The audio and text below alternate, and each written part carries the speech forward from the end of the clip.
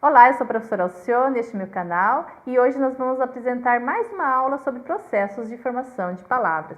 De forma mais específica, nós vamos falar sobre composição e, novamente, vamos nos pautar no livro Linguística Aplicada ao Português, Morfologia, de Silva e Koch, 15ª edição de 2005.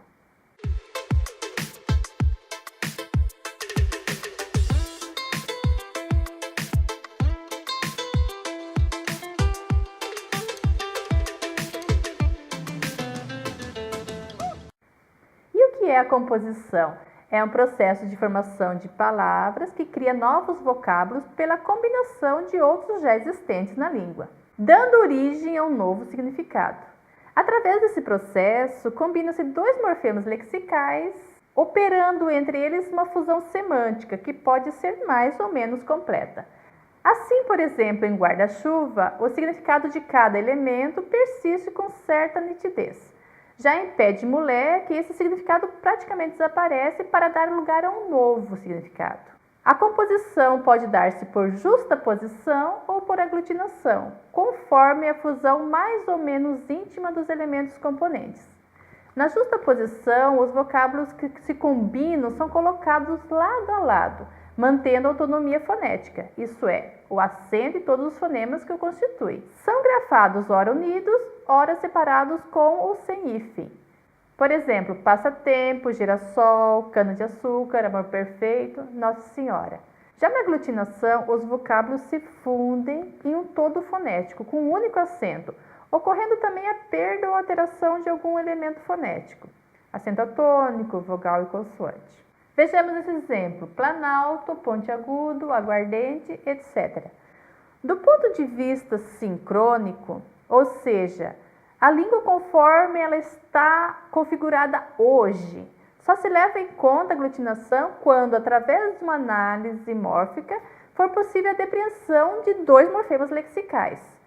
Nos casos em que o falante nativo não tem consciência da existência desses dois morfemas, não se pode falar em composição. É o que acontece, por exemplo, segundo as autoras, com a palavra fidalgo, filho de algo, agrícola, habitante do campo, aqueduto, condutor de água. O que representa hoje, por exemplo, os morfemas lexicais agri e cola?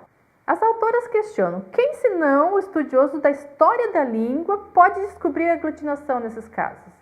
As autoras observam que, embora a divisão entre derivação e composição apresentada no texto seja comum para a maioria dos gramáticos, há divergências que merecem atenção, como a inclusão da prefixação como composição com base no critério da independência vocabular, dado que grande número de prefixos corresponde a preposições, como ocorre com compor, contradizer, decrescer, e a advérbios, como ocorre com alentejado, ocasionado pela mudança de classe de palavras. As autoras observam que, no entanto, ao lado desses prefixos, existem outros que não são usados na língua atual ou jamais o foram, como esses exemplos: obter, retomar, exportar, infeliz. As autoras observam que, se ob e es já foram formas preposicionais no latim, o mesmo não se deu com re e in. E dizem que é fácil afirmar que diz, re e in representam partículas inseparáveis que são ou foram advérbios. Nada se sabe da existência de tais vocábulos independentes nem em latim nem em outra língua indo-europeia. Por toda parte ocorrem esses elementos funcionando sempre como prefixos. Dessa forma, observam as autoras que o argumento baseado na independência vocabular de preposição e advérbio não justificaria a exclusão da prefixação do âmbito da derivação.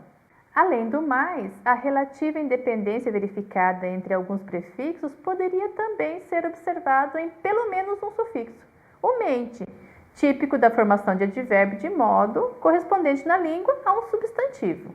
Embora haja diferença entre sufixo e prefixo, como por exemplo o fato de que o primeiro e não o segundo marcar a classe gramatical do vocábulo ao qual se agrega, não se justifica a partir dos contra-argumentos levantados a inclusão da prefixação como processo de composição. Ou seja, os autores entendem que prefixação deve continuar sendo entendido como um caso de derivação e não de composição. E hoje, então, nós abordamos o processo de formação de palavras pela composição. Além da composição e da derivação, que são os processos mais produtivos de formação de palavras, há outros na língua, que serão abordados na próxima videoaula. Não deixem de acessar o material de apoio dessa videoaula na página do Facebook, Língua Portuguesa, que lindeza! Um abraço e até a próxima!